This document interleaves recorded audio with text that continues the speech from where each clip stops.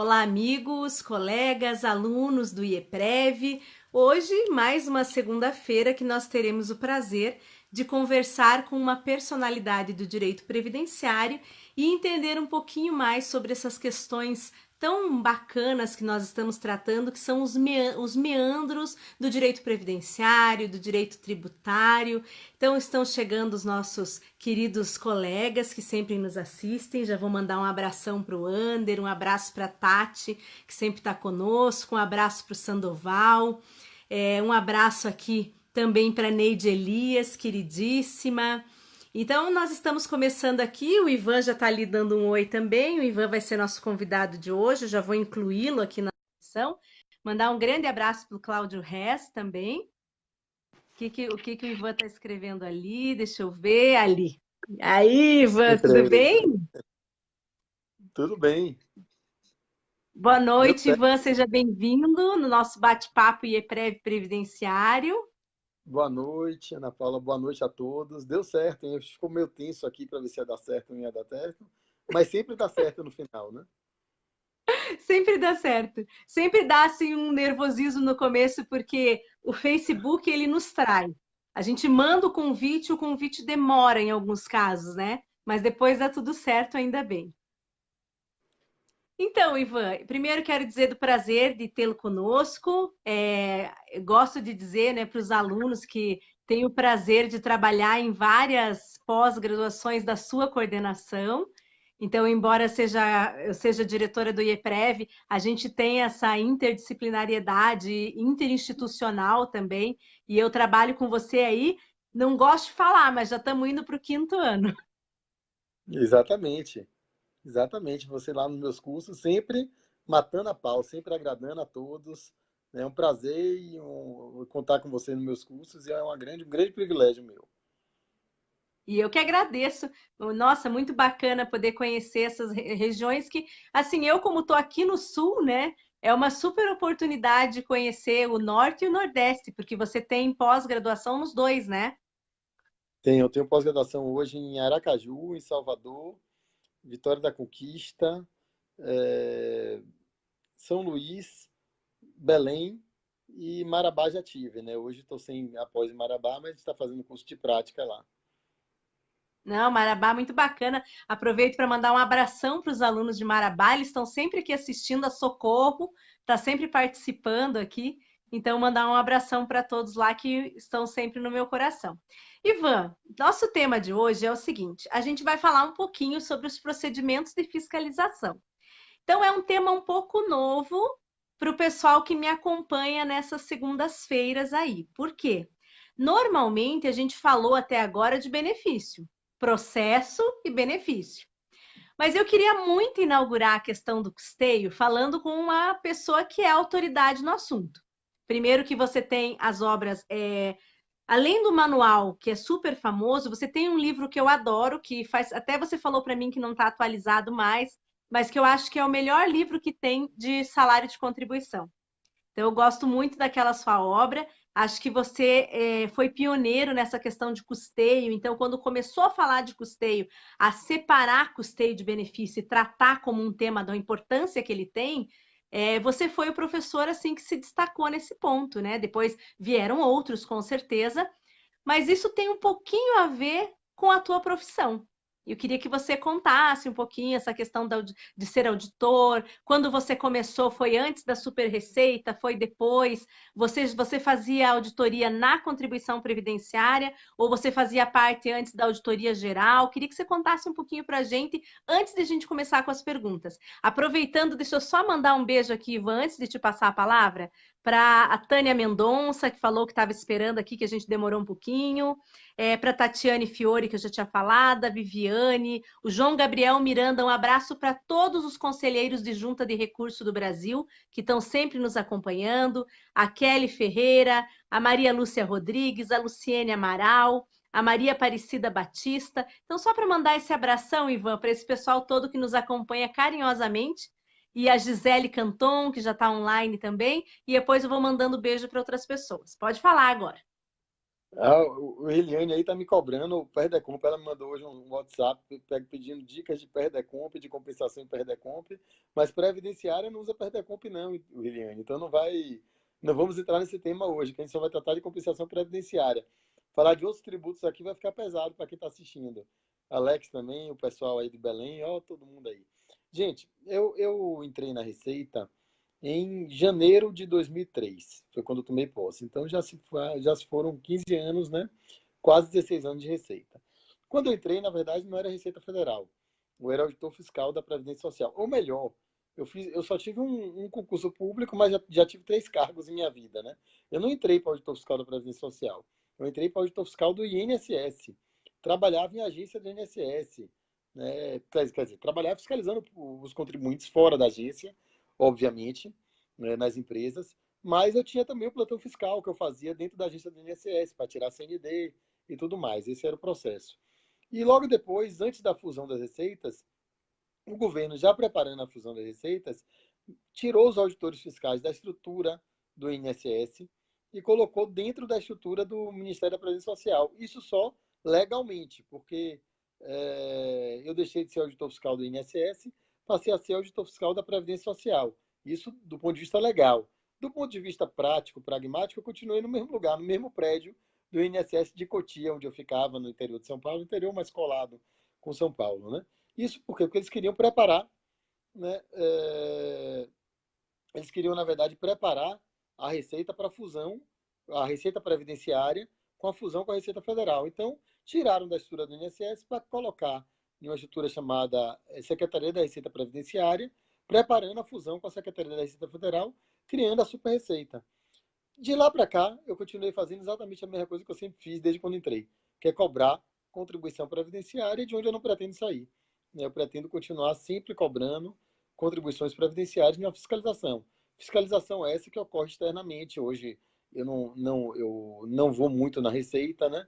Eu vou raramente na Receita, não raramente, mas eu não preciso ir semanalmente na Receita. Eu posso passar 2 semanas, 3 semanas sem ir para a Receita, sem comprometer meu trabalho. Meu trabalho é eminentemente externo, eu realizo aqui em casa hoje, colhendo todas as informações que o contribuinte manda. Eu tenho acesso no meu laptop a todas as informações do contribuinte e da vida de vocês também. Mas eu não vou olhar não se preocupem. Olha, eu não vou passar meu CPF para você. Na dúvida, né? Na dúvida, eu não vou correr o risco. Ivan, deixa eu aproveitar e mandar um abraço para Carolina Botelho, que também é professora, está no nosso grupo lá de Direito Previdenciário. Ela colocou, olha, que segunda-feira às 21 já tem lugar cativo no calendário. Olha que coisa bacana. Eu conheço ela também, E conheço de Fortaleza. muito querida. Aí a Maria Aparecida Batista Campos, aqui o Ivan já Olha, tá. Eu gosto porque você já tá rápido, você já tá até interagindo ali. Olha, Ivan, oi a todos. Eu ia ler. é, Como é que esse homem tá falando ali? A Tati Fiore falou: Ó, meu rei. Show de bola, vamos de novo, Marcos Apolinário e Viviane. Pessoal, eu queria ler todos os comentários, mas vocês sabem que quando a gente começa as perguntas, aí são muitos comentários e alguns vão travando, mas a gente vai fazer o possível para responder todos, porque hoje o Ivan vai esclarecer muitas coisas que são dúvidas dos nossos colegas, dos nossos amigos. E então eu vou fazer a primeira pergunta para você, Ivan. Então, assim, vamos dizer que eu sempre tive uma curiosidade, é claro que agora eu trabalho no CARF, já tive a oportunidade de sanar essa minha curiosidade, inclusive perguntando para você algumas vezes. Mas eu tenho certeza que as pessoas que estão nos assistindo, elas têm uma curiosidade que é o seguinte: afinal, como é que você chega numa empresa? Você recebe um dado referente a algum tipo de licitude, tem um programa da Receita que busca essas inconformidades, ou você pode, tipo, vi algo errado, vou até lá. Como funciona essa discricionariedade? quando você perguntou como é que você chega na Receita, eu respondi que eu ia com o meu helicóptero particular, né? Que eu chego na empresa, eu ia de helicóptero particular. Mas como meu helicóptero agora eu tô com problema de botar gasolina, que a gasolina tá um pouco cara, né? Aí eu tô indo de carro dessa vez, né? Mas fora a brincadeira. Como é que eu chego Você na não Receita? perde a oportunidade de me sacanear, né? Com certeza, né? A gente pode perder um amigo, mas não a piada. Bom, como é que eu chego na Receita? Como é que a gente começa o início? Como é que inicia esse procedimento de fiscalização? Tem um setor na Receita que é de programação, né? Então, isso já na Receita evoluída, né? Na Receita Federal do Brasil. Antigamente, no INSS, a gente batia escanteio e fazia gol de cabeça, né? Tinha que correr para a área para fazer o gol de cabeça, porque a gente fazia tudo. Mas hoje está bem divididinho na Receita, né? Então, não vou falar mais do passado, porque no passado já chegou tempos que era por zona, ou seja, a auditoria era por zona. A pessoa saía no meio da rua, olhava para a cara da empresa e dizia: eu vou escolher essa empresa aqui para fiscalizar. Isso antes de eu entrar na Receita, né? Antes de eu entrar na Previdência. Então era exatamente assim, é zoneado. Uma parte da cidade desse auditor, outra parte da cidade desse auditor, e aí gerava uma série de problemas, né? Desde de tudo, de corrupção, de tudo, né? A pessoa vai para a rua e escolhe a empresa que ele vai fiscalizar no olho, né? Não tem sentido. Com a evolução toda, agora tem o setor de programação, que nós temos hoje diversas declarações, GFIP, né, que todo mundo conhece, que é a declaração que vai migrar para o CNIS, ou seja, a GFIP é a declaração que a empresa faz das contribuições previdenciárias, colocando todos os empregados. É como se fosse um espelho da folha de pagamento que ele entrega para a Receita, dizendo todo mundo que trabalhou e quanto é a contribuição previdenciária daquela folha de pagamento. E, obviamente, tem que fazer o pagamento daquele valor, né? Então, com base na GFIP, nas informações da DIF, que é a declaração de informe de retenções na fonte, né? Com base em todos esses cruzamentos de dados, imposto de renda das pessoas físicas, com base no imposto de renda da pessoa jurídica. Então, a Receita tem uma gama de informações. E com base nessa gama de informações é feito cruzamento de dados, né? Que, inclusive, agora a Receita recebe também a contabilidade da empresa. Então, já recebe a contabilidade da empresa via SPED. Então, ou seja, a gente recebe a empresa toda na Receita Federal e basta cruzar dados para pegar inconsistências. Então, o pessoal da programação trabalha com esse cruzamento de dados e o que for de previdenciário vai passar para as equipes de fiscalização. E dentro das equipes de fiscalização tem, sei lá, 5, 6, 7 auditores, a depender da equipe, e o trabalho vai ser distribuído para cada um desses auditores. Então, hoje não tem mais como eu chegar na empresa, porque eu quero chegar na empresa, porque eu desejei fiscalizar aquela empresa. Então, não existe isso, a programação vai fazer. Claro que eu, sentindo alguma coisa, posso, obviamente, orientar também a programação. Olha, eu fui numa empresa e tem outra empresa coligada do grupo que tem o mesmo problema. Então, a gente orienta também, participa desse processo também de seleção fiscal. Fora que dentro de uma ação fiscal, nós podemos pedir para estender o MPF, ou seja, um mandato de procedimento de fiscalização, que às vezes vem só para fiscalizar um fato gerador, só fiscaliza lá a contribuição rural. Aí eu chego lá para fiscalizar a contribuição rural, quando eu estou mexendo na contabilidade, eu vi um monte de contribuinte individual que a empresa pagou e não ofereceu a tributação. Aí eu peço a extensão do MPF. Então, isso é muito comum também. Perfeito. Ivan, então vamos aproveitar que você falou do MPF e eu queria que você falasse um pouquinho agora da forma, da questão formal mesmo. Então, como que eu inicio a fiscalização? Quais são essas siglas, né, que a gente necessita? Então, aquela primeira autorização, como é que é a questão da prorrogação, aquela questão também dos documentos que você pode exigir, as diligências. Então, eu gostaria que você falasse um pouquinho, porque às vezes o pessoal que está nos assistindo não domina muito esses nomes e também não domina muito esse passo a passo, esse fluxograma. Então, vamos lá. Começa a fiscalização com o setor de programação. A programação passa um dossiê fiscal para o auditor fiscal junto com o MPF, o mandado de procedimentos de fiscalização. Esse MPF é minha autorização para eu entrar na empresa. Então, hoje o auditor não pode escolher, não pode entrar na empresa sem ter um MPF, né? Esse MPF, inclusive, tem uma senha onde o contribuinte, ao ser visitado pelo auditor, que é um passo seguinte, pode conferir a veracidade desse MPF, desse mandado de procedimento de fiscalização. Então, eu vou chegar na empresa com um MPF, né? Que, na verdade, eu não vou entregar o MPF a ela. Quando eu chegar na empresa, antes de ir para a empresa, o que é que eu faço geralmente? Eu pego o dossiê da fiscalização, vejo qual é o fato gerador que eu vou fiscalizar, analiso a contabilidade da empresa, que já deve estar em minhas mãos, porque ela mandou pelo SPED. Provavelmente, se ela mandou pelo SPED, eu analiso a contabilidade dela, analiso mais ou menos, eu faço um trabalho antes de ir para lá. Então, aí, baseado nesse trabalho, eu vou ver o que é que eu preciso pedir para ele, o que é que gerou dúvida. E aí eu vou entrar na empresa através de um documento que é um termo que a gente vai chamar Termo de Início de Procedimento Fiscal. É o TIPF. Nesse TIPF vai aparecer o número do procedimento fiscal, do MPF, do mandado de procedimento de fiscalização, e a senha para acesso na internet. Ele pode entrar na Receita Federal com aquele número e com aquela senha e verificar que eu, Ivan Kertzmann, estou autorizado a fazer aquele procedimento de fiscalização, né?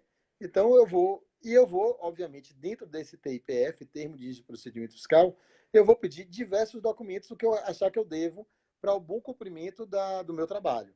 Então eu posso pedir para ele algumas contas contábeis, né? Quando eu não tinha contabilidade na minha mão, eu pedi a contabilidade para ele, o livro razão, o livro diário. Hoje, como eu já tenho o livro razão e o livro diário, na maioria dos casos, né? A não ser que seja uma empresa muito pequena, que não é obrigado a mandar, mas hoje praticamente todo mundo manda, pelo menos as empresas que a gente fiscaliza, eu já abro a contabilidade dele e já pego todas as informações que eu quero e esclareço dúvidas daquele documento, ou seja, eu quero ver aquelas notas fiscais sobre aqueles lançamentos contábeis, eu quero ver o contrato social dele, as alterações, eu quero ver a documentação do Ivan, sócio. só um pouquinho. O pessoal está reclamando que está muito baixo. Você vai ter que falar mais alto aí. Tá bom, então vamos lá. Agora eu só vou falar Desculpa te mais alto cortar. daqui para frente. Eu vou falar mais alto daqui para frente, tá? Você tá me ouvindo bem, Ana Paula? Eu tô te ouvindo bem. Eu tô Pronto. ouvindo bem. É Então que às manda o vezes pessoal, acontece mesmo da o sinal tá ruim. ou então manda o pessoal que falou que estava baixo aumentar o volume do celular. Talvez seja isso. Mas hoje, gente, ele tá terrível. Ele tá terrível. Eu fico imaginando esse homem na empresa. Se Vai, for continua. iPhone, tem um botão. Se for iPhone, tem um botãozinho na lateral, tá? Bom, então, gente, Deixa eu então, aproveitar a tua gracinha para mandar um abraço pro Alex, nosso queridíssimo aluno lá de Belém. e Priscila também está aí, que eu já vi ela se manifestando. Ah, eu não vi ainda. Priscila se Então daqui a manifestou. pouco mando um beijo para ela também. Priscila não deixa Alex sozinho, nem em entrevista de Facebook. Marcação Ela não é boa encerrada. ainda. Então continua lá. Volta um Então, pouquinho para o pessoal não se perder. recebo um resumo, né? Recebo a fiscalização, né, um MPF, analiso a contabilidade e peço no TIPF, que é Termo de Procedimento Fiscal, os documentos necessários, né? Então, escolho aqueles documentos que estão ali e entro na empresa e dou aquele presente. Aquele presente que eu vou dar, o TIPF, é a surpresa da empresa. Ou seja, naquele momento eu tenho que chegar de surpresa, não que eu não possa ligar antes e dizer estou indo aí, posso fazer, né? Mas é importante que tenha esse momento de surpresa para a empresa não retificar todos os seus dados naquele momento antes do início da ação fiscal. Porque a partir do momento do início da ação fiscal é um marco onde a empresa não pode mais retificar seus dados. Então, mesmo que ela retifique, ela vai ser penalizada com autos de infração e com multas de ofício caras, porque ela foi fiscalizada. Para vocês entenderem, se uma empresa não for fiscalizada e retificar espontaneamente os seus débitos, ela paga com multa de no máximo 20%. Se ela for fiscalizada e o auditor cobrar o débito, a multa já parte de 75% e pode chegar até 225%. Então, para ela, a espontaneidade é muito importante, né? Ela corrigir os erros espontaneamente. Então, vai de 75% a 225%. 75% é a multa básica, que pode ser dobrada a 150% se ela cometeu algum tipo de fraude, sonegação ou conluio, e ainda pode ser agravada em mais 50% se ela deixou de prestar informações que o auditor pediu, por exemplo, eu pedi no TIPF. Me preste esclarecimento sobre por que você colocou na contabilidade, na conta tal. E ela não esclareceu. Aí eu já aumento 50% o auto de infração. Ou a multa de ofício do auto de infração, ou seja, de 150 passa para 225. Sempre fundamentadamente, obviamente, para você agravar a multa, você precisa ser bem fundamentado, porque senão aquele pessoal chato do CARF acaba derrubando a multa, né? Isso é muito chato. Olha que eu tenho que ouvir. Ó, vocês estão ouvindo o que eu tenho que ouvir, né? Bem, Então, passada essa parte, você vai continuar? eu posso continuar, passar essa parte só para concluir aqui, né? Aí eu dou esse termo de iniciação fiscal e, obviamente, durante o procedimento, eu posso sentir a necessidade, né? A necessidade de pedir novos documentos. Se eu sentir a necessidade de pedir novos documentos, eu emito uma TIF, que é termo de intimação fiscal. Eu posso emitir uma, duas, três, quatro, quantas eu quiser, pedindo os documentos que eu achar necessários, né? Então, sempre vou pedindo os documentos que eu achar necessário. Ó, quem está aqui, o João Batista Lázaro, está aqui, grande amigo, grande figura, grande professor, um dos autores dos melhores livros, de um dos melhores livros de direito previdenciário do Brasil, junto com o Carlos Alberto Pereira de Castro, né? Então, a gente Um faz esse... abração para o Lázaro. eu vi Elvio também, Eu né? Viu senti Elvio aí? aqui. É. Então, excelente. O seu público está excelente, hein? O risco é a gente ser corrigido aqui, né, o tempo todo, né, falando besteira na entrevista, e os professores aí olhando, poxa, ele não para de mentir. Não me corrija nem em público, viu? Viu, você estava falando mal do pessoal do CARF, né? Eu não sei quem são essas pessoas, mas então deixa eu aproveitar e pedir para você falar um pouquinho sobre a formalidade do auto de infração. Porque, afinal de contas, né? Se temos problemas que o auto cai, que é um linguajar comum de dizer que caiu o auto de infração, é porque a gente tem alguns problemas na formalidade dele, né, Ivan? Não, com certeza. Com certeza. Isso acontece bastante, tem muito erro de formalidade. Alguns dá para ser salvo, dá para ser salvo pelo CARF, né? Alguns erros, assim, eu acho que não mereciam cair e seriam o rigor formal não pode prevalecer. Por exemplo, não vamos derrubar um auto de infração porque o auditor, por exemplo, colocou o número do MPF errado em um dos itens do relatório, quando ele colocou em 50 outros itens o número correto. Fazer, não, tem um erro formal, vamos derrubar. Não, é óbvio que é um erro material. No máximo, pedir uma diligência para corrigir o número, se necessário for. Porque às vezes é tão óbvio que o erro formal não gera nenhum prejuízo na defesa. Então, eu entendo que o erro formal deve gerar algum tipo de prejuízo para que o auto caia, né? Porque muitas vezes acontece alguns excessos do CARF que tenta ver uma coisa, um detalhe que não geraria, que não gerou nenhum tipo de prejuízo e acaba derrubando por mera formalidade, o que eu não concordo também, às vezes acontece. Então, claro que os autos Mas de infração por exemplo, vou fazer um comentário aqui que eu já fui mais restritiva nisso. Hoje eu tenho uma visão mais aberta, assim, mais no sentido de só invalidar mesmo, nos casos em que isso traga algum prejuízo, mas um prejuízo claro. Por exemplo, a não demonstração da ocorrência do fato gerador, que aí esse mês, na semana passada, a gente julgou muitos nesse sentido, não ficava muito claro, não era nem pela capitulação legal. A capitulação legal não me incomoda, mas assim, quando você não consegue identificar qual era a competência, ou mesmo qual era o das contribuições previdenciárias, qual especificamente não estava sendo cumprida. Hoje em dia é difícil, né, Ivan? Eu vejo assim que isso acontece muito nos autos de infração do passado. A gente no CARF está julgando ainda muita coisa antiga. Mas quando a gente pega autos mais recentes, a gente observa que, como tudo, né, de certo modo, vai se ficando aperfeiçoando com o tempo.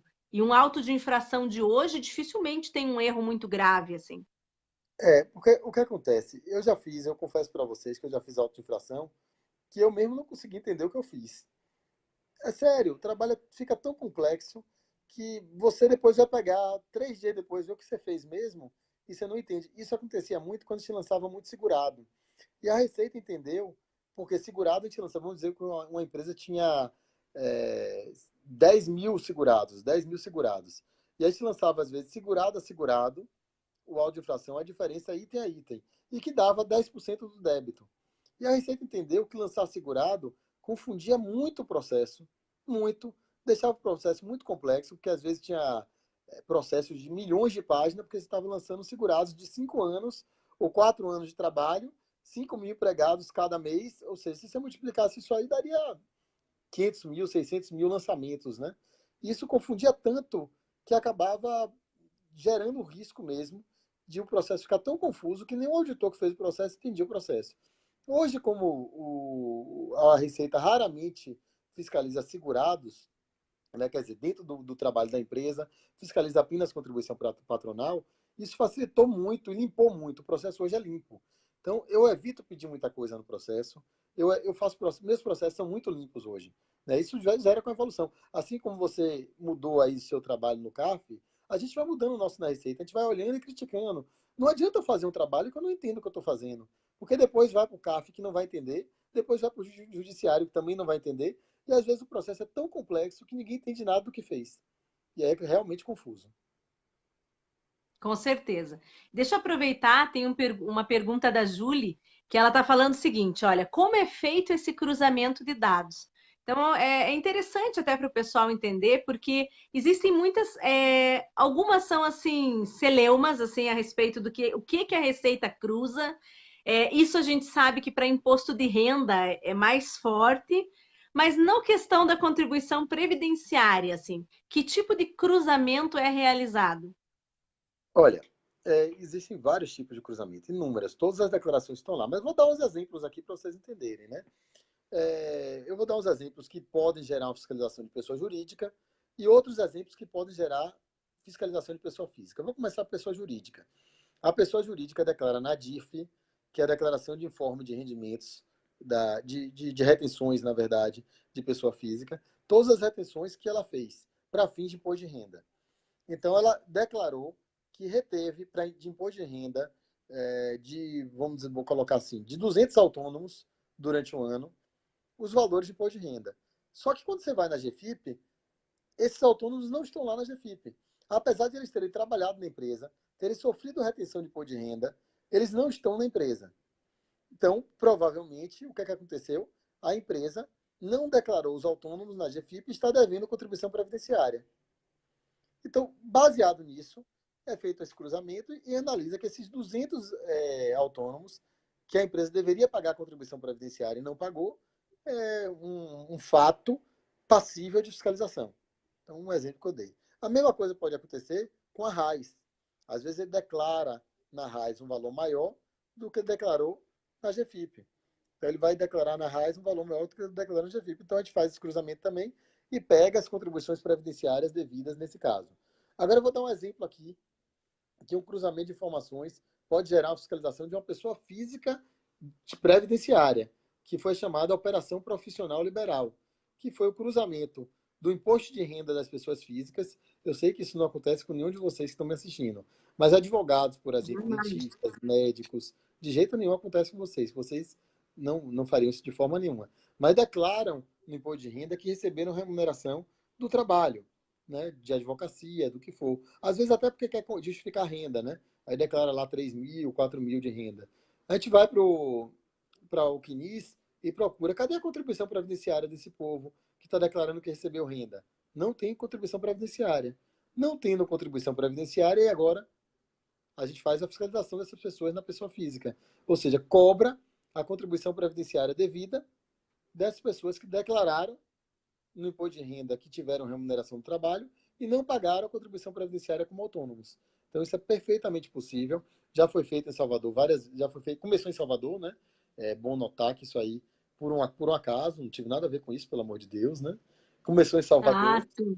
nada a ver, né? Começou em Salvador e foi expandido para o Brasil todo, né? Então vários lugares do Brasil fiscalizaram depois, fizeram a operação profissional liberal. E era coisa que eu já falei em vários congressos, inclusive no congresso do IBDP, congresso do IAPE, já falei em diversos congressos dessa possibilidade de fiscalizar a pessoa física, até que alguém deve ter ouvido e começaram a fazer isso. Você não fez, você só deu a ideia, né, Ivan? Não, eu não fiz, eu não participei. Pode ver meu nome, não tem nenhum áudio de infração de pessoa física até hoje, tem minha assinatura. Deixa eu aproveitar, Ivan, e já que a gente entrou nesse tema, eu vou levantar aqui uma discussão que nós dois tivemos no seminário lá em Campos do Jordão. Porque exatamente referente a esse ponto dos advogados, dos contribuintes individuais, a gente fez um comentário lá em Campos, né? Que a gente até discorda um pouco de posicionamento, que se refere, por exemplo, às sociedades de advogados, que elas estejam no Simples, e se elas têm ou não alguém da empresa, ou seja, um dos administradores com Prolabore. Lembra que a gente discutiu esse tema lá? Lembra, a consulta número 120 da COSIT. Isso mesmo. Consulta, é. Na verdade é o seguinte, eu não sei se eu discordei de você, nem lembro mais que eu tinha discordado, mas se eu discordei é porque você tá pior que... Você está concordando com a Receita, porque como eu discordo da Receita, você deve estar concordando com a Receita, se você lembra que você discordou. Né? Mas Olha que engraçado. Uma das únicas vezes que eu concordo com a receita é quando você discorda. Olha só como é que a pode ser gente ver, tá. né? Mas isso acontece comigo com frequência, né? Eu discordar da Receita, tanto é que alguns autos meus são defendidos, eu até lhe contei essa história, né?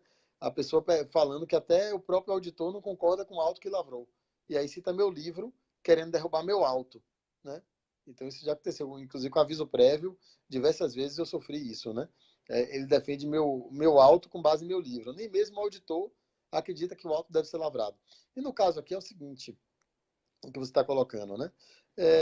Uma empresa que retira.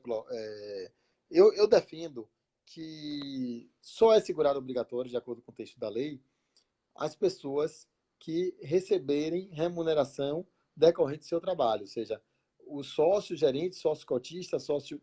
Cita todos os sócios lá, são segurados obrigatórios se receberem remuneração decorrente do seu trabalho. Eu defendo que o Prolabore não é obrigatório. Tanto é que há a possibilidade, se a lei fala que só é segurado obrigatório se receber Prolabore decorrente do seu trabalho, ou seja, a remuneração decorrente do seu trabalho, que é o Prolabore, abre a possibilidade, a contrário senso, de eles não receberem remuneração decorrente do seu trabalho. Então, eu defendo sempre que o sócio, a pessoa que se investe na atividade empresarial, seja abrindo. Vou começar com a padaria, que fica mais fácil de visualizar. Alguém que abre uma padaria, ele está abrindo a padaria buscando lucro. Porque se ele quiser ser remunerado pelo seu trabalho, ele não abriria uma padaria. Ele faria o quê? Ele seria contratado como padeiro em uma padaria de alguém ou fazer concurso público, como eu fiz, para ser remunerado pelo meu trabalho. Então, a pessoa que está abrindo um negócio, ela não pode ser obrigada a tirar pelo labore. No mês que o negócio não deu lucro, ela, obviamente, vai botar dinheiro nessa empresa. E como é que ela vai botar dinheiro nessa empresa do próprio bolso e a legislação vai obrigá-la a tirar pelo labore? Então a Receita concorda com isso em quase todos os casos. O único caso que ela não concorda com isso é o que está na consulta técnica número 120 da COSIT, que diz que em profissões regulamentadas, em atividade de profissão regulamentada, como, por exemplo, sociedade de advocacia, sociedade de médicos, sociedade de profissões regulamentadas mesmo, que o trabalho do sócio é indissociável da própria atividade da empresa, o sócio é obrigado a tirar por labore. Então vamos dizer o seguinte, olha o que resolve o problema para a Receita. Vamos dizer que o escritório tenha de lucros 10 milhões de reais, um escritório de advocacia, onde tenha 5 sócios. Cada sócio recebeu 2 milhões de reais. Se ele não tirar um prolabore, a Receita vai considerar esses 10 milhões de reais como prolabore e vai cobrar contribuição previdenciária sobre isso. Se o sócio declarar um salário mínimo de prolabore, um só para cada um, né? A Receita vai entender que realmente ele só tem que pagar a contribuição previdenciária sobre um salário mínimo e sobre os outros 1.999.146 reais, ele não precisa pagar a prolabore. Ou seja, não precisa pagar a contribuição previdenciária sobre isso. É como se um salário mínimo mudasse a natureza dos outros 10 milhões que os sócios receberam. Eu acho isso, assim, incorreto. Eu acho que o sócio, mesmo do escritório de advocacia, apesar do trabalho pressupor a atividade, como eu acho que o trabalho do padeiro e do sócio que abre a padaria também pressupõe que ele está trabalhando lá. Todo sócio trabalha. A diferença é que o sócio que abre o escritório de advocacia ou abre a padaria, ele não está querendo ser remunerado pelo trabalho. Ele está querendo ser remunerado da mais-valia da secretária, da mais-valia dos outros trabalhadores e do lucro, ou seja, do lucro que ele obtém do negócio dele, paga todas as despesas. Então, eu não concordo que deveria ser assim. Eu acho que o sócio só deveria tirar para o labore se ele quisesse a opção tributária dele é uma forma de planejamento tributário. Coisa que a Receita sempre entendeu e agora, de 2016 para cá, colocou que para a sociedade de profissão regulamentada não poderia mais ser assim, apesar de eu achar, pessoalmente, que pode.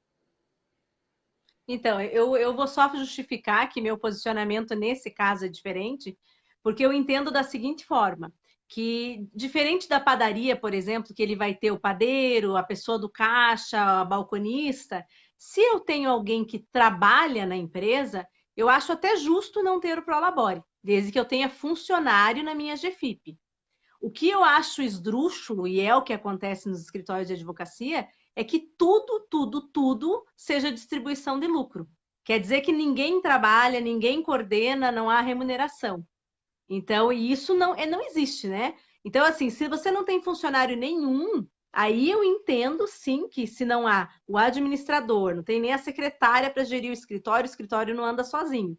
E aí seria, na verdade, uma forma de você burlar a ideia do salário de contribuição. Mas isso seria uma discussão muito mais ampla, porque a gente teria que conceituar, né, cada uma dessas situações, diferente uma das outras, mas, assim, em linhas gerais, o meu entendimento tem razão disso. Então, até eu poderia entender como você no escritório de advocacia, se o escritório tiver a figura do administrador.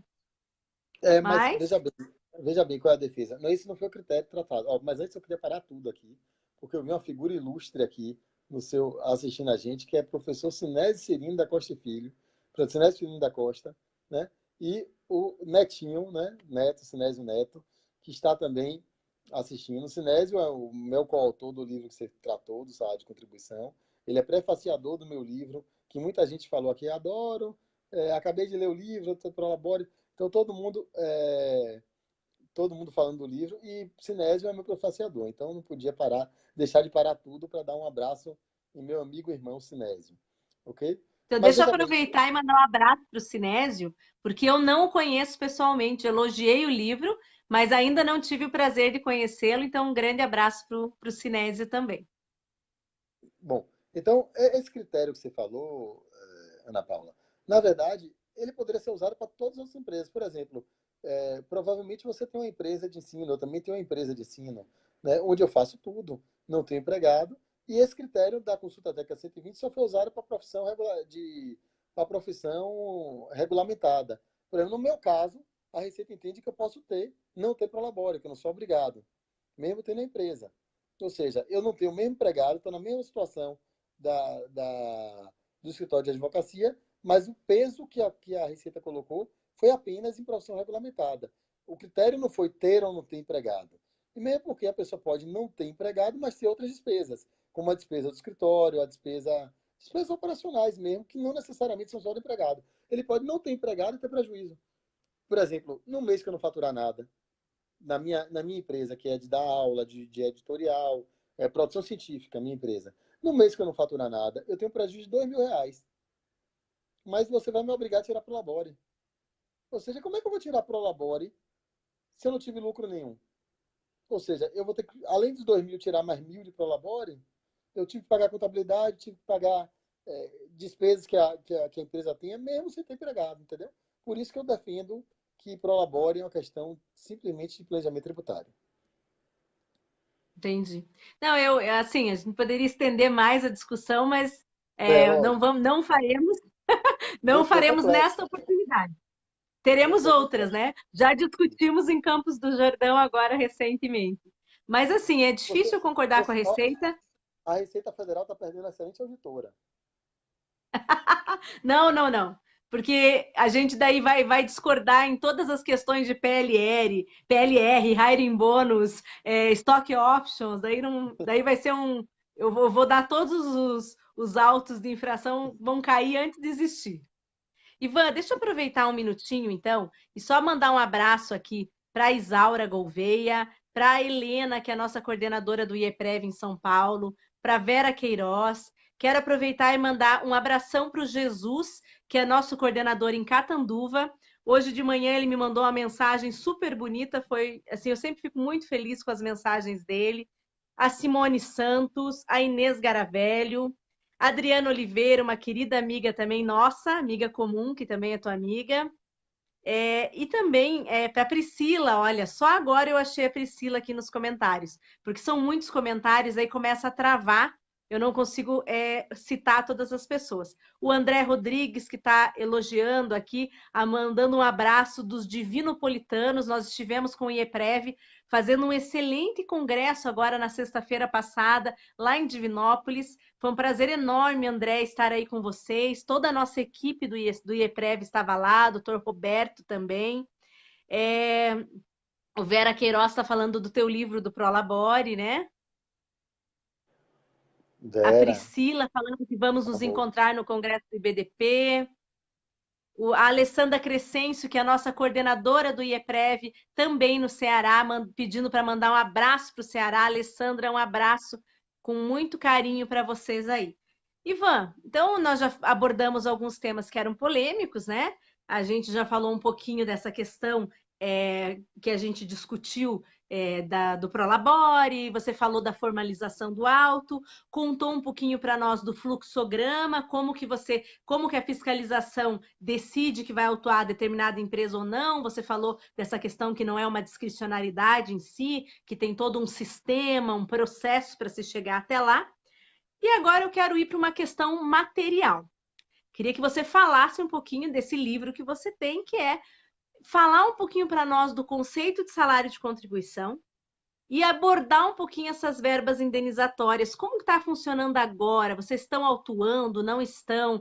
A DRJ já se rendeu a alguns posicionamentos, pelo que eu tenho visto, às DRJs, referente ao STJ e o STF. E o CARF, atualmente, tem tido uma posição mais gravosa que de algumas delegacias.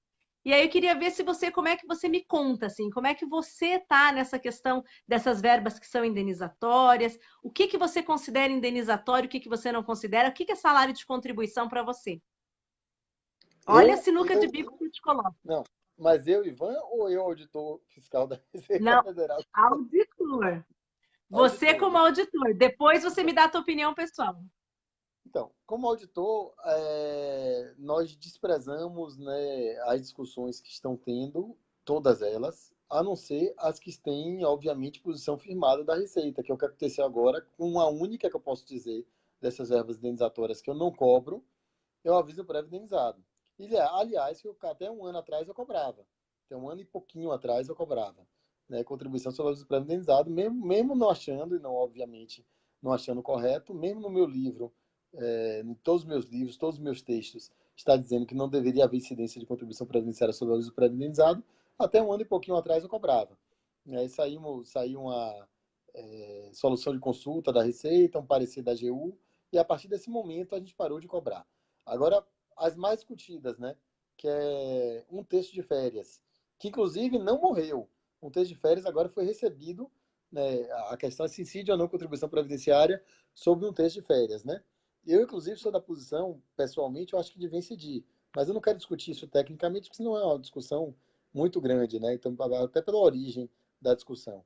Mas o STJ afirmou o posicionamento que não deve incidir. O STF falava que não ia julgar a matéria, porque não é matéria constitucional, e esse ano o STF decidiu receber como repercussão geral o tema de um texto de férias. Então, vai ser discutido pelo STF, provavelmente não, que vai dar a decisão final sobre o tema, podendo mudar toda a jurisprudência já formada. Então, a Receita continua lutando por entender que um texto de férias incide contribuição. E outro caso mais comum é o dos 15 primeiros dias de auxílio doença, que não é auxílio doença, os 15 primeiros dias de afastamento por motivo de doença, a Receita também cobra a contribuição previdenciária sobre essa parcela, apesar do STJ entender que não incide contribuição sobre essa parcela, e provavelmente isso também, como um texto de férias, caiu no STF, caiu, quer dizer, foi recebido pelo STF, os 15 primeiros dias vai ser o próximo que eu entendo que vai ser recebido pelo STF.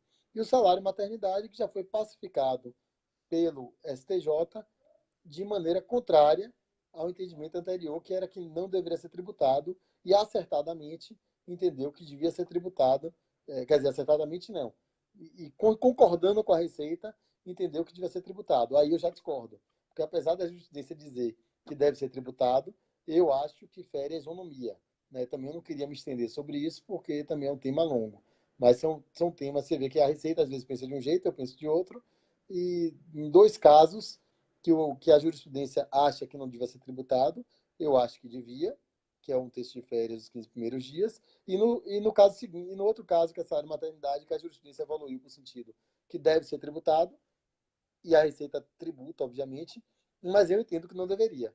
Então é muito divergente minha posição pessoal como minha posição de auditor fiscal. Por isso que eu tenho esse problema de dupla personalidade. E só uma pergunta: nos dois casos o nome continua sendo Ivan? Sim, sim. Os dois casos, mas um é professor Ivan, o outro é auditor Ivan. Só muda nisso. Nesse comentário que você ia fazer, né, nesse ponto que você abordou, eu tenho um comentário para fazer, que no CARF, o que, que a gente tem definido hoje, né, na Câmara Superior? A gente tem mantido todas, e o que me assusta é que o CARF continua mantendo, inclusive, aviso prévio indenizado. Uma porque quando a gente chega para Você nós, ouviu? muitas vezes o fato gerador é antigo, né? Então, tudo bem, a gente tem uma questão temporal e o fato gerador muito antigo, eles acabam mantendo em razão da época da competência. Mas agora, julgando uma questão bem recente, foi engraçado, porque o argumento de muitos fazendários para manter foi o fato de que não são vinculados a algumas consultas, principalmente quando elas ainda não tiverem a assinatura do ministro. Então, se não virar um parecer, né, não tem aquela força cogente. E aí me surpreendeu também que essa questão do aviso prévio indenizado, eu ia só fazer um outro comentário, como ela não foi, ela está dentro do mesmo processo do terço constitucional e do processo dos primeiros 15 dias do auxílio-doença. Como o STF só recepcionou a matéria referente ao terço constitucional e aos primeiros 15 dias, eu considero que o aviso prévio indenizado ele já transitou em julgado. Ainda mais com o novo CPC, que a gente tem a questão dos capítulos da sentença. Ou seja, sobre ele não paira mais qualquer discussão jurídica, né? Já encerrou por ali. Mas o CARF continua mantendo. Queria te dar essa É. notícia assim em primeira mão. Não, eu sabia que o CARF. Não, eu sabia, mas eu não sabia que era o CARF geral. Eu já vi várias decisões do CARF mantendo, e eu confesso que eu já li, mas eu não consigo entender a lógica que o CARF entende que, por ser fato gerador anterior à consulta é meramente explicativa. A consulta não tem prazo para acontecer. Nem a Receita entende dessa forma. Se uma vez consultado e dito que não incide contribuição, na verdade nunca incidiu. Nunca Não, incidiu. eu Tanto é, concordo em gênero, número e grau, né? Eu sou voto nunca incidiu. vencido. Mas é um negócio totalmente absurdo. Assim, e o pior de tudo, a consulta chega a ter. Eu já li umas 8 vezes a consulta para ver se eu consigo entender o raciocínio de quem escreveu a consulta, que diz que aviso prévio indenizado não incide contribuição, mas a extrapolação do 13º sobre o aviso prévio indenizado, que é na verdade o 13º salário indenizado, que é 1/12 da prorrogação do aviso prévio indenizado. Ou seja, quando você tem o aviso prévio indenizado, você tem 1/12 a mais de 13º indenizado. Então falaram, o aviso prévio indenizado não incide contribuição. Mas esse 1/12 do 13º indenizado incide contribuição. Isso está na consulta. Eu não consegui, até hoje, entender o raciocínio que levou a entender que a parte não é igual ao todo. Não Eu consegui. também não consigo entender. Tem outras questões, por exemplo, que a gente discutiu recentemente agora, que eu vou dar um exemplo aqui para você, que é a questão do conceito de embarcação para fins de cobrança de contribuição previdenciária. Esse também tem gerado aí bastante discussão no tribunal. E semana passada, pela primeira vez, essa nova composição da Câmara Superior analisou o tema. E aí a discussão também foi bem ferrenha, assim, inclusive contrariando decisão antiga do STF, que é de 1973. O STF já julga no sentido de que embarcação tem a ver com transposição de águas e não necessariamente com carregar pessoas, né? Mas também não consegui entender. São coisas interessantes, né?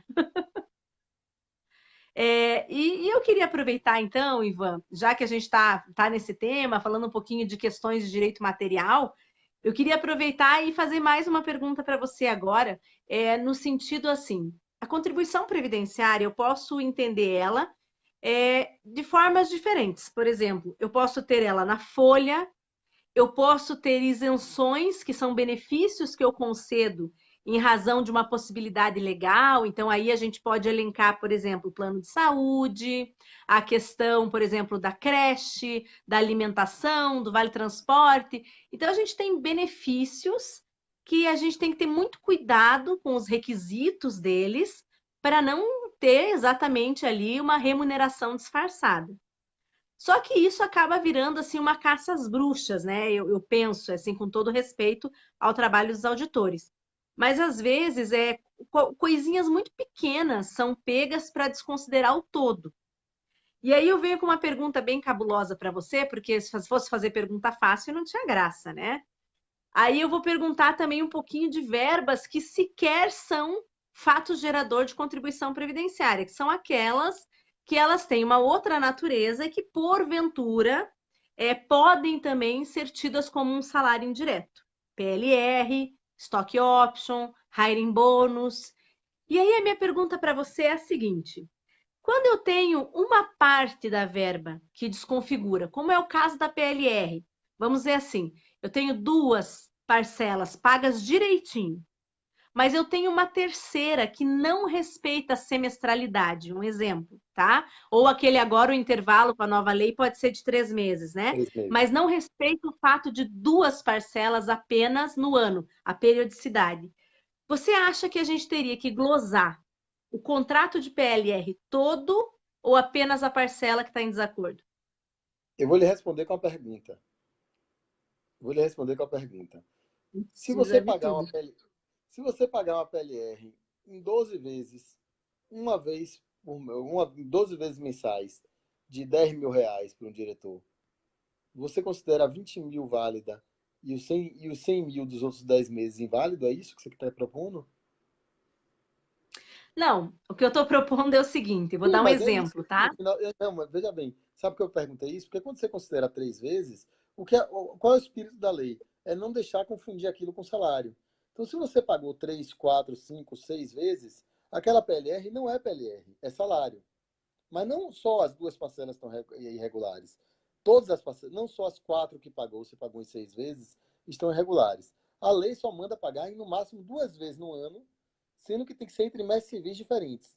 Então o problema é que a lei é expressa só permitindo pagar 2 vezes no ano. No momento que a pessoa paga 6 vezes no ano, porque eu estou extrapolando? Porque se você bota 3 vezes, você raciocina assim, só foi uma vez a mais. Mas se você bota 12 vezes no ano, você entende qual é a lógica do legislador. A lógica do legislador é não deixar aquilo se confundir com o salário, né? Então, eu vou falar o que eu estou falando para todo mundo, né? Primeiro, eu acho que isso desconfigura totalmente a natureza da PLR. Pagar 3 vezes para mim, e eu já lancei isso várias vezes, e no meu entendimento aí eu estou falando como auditor e estou falando também como professor, que a intenção da norma era não Uhum. deixar pagar mais de 2 vezes para não misturar com o salário. Quando você começa a pagar 3, 4, 5, 6 vezes, já começa a misturar com o salário, e eu entendo que aquela parcela ali não foi PLR, foi tudo salarial. Mas isso aí vai acabar. Esse problema da PLR vai acabar, porque a PLR por si só vai acabar. Não vai existir mais PLR, nenhuma empresa mais, em sã consciência, depois da reforma trabalhista, vai pagar PLR para alguém. Vai pagar uma verba chamada prêmio, que pode ser habitual, de acordo com a Lei 8.212 de 91 e de acordo com o artigo 457 da CLT.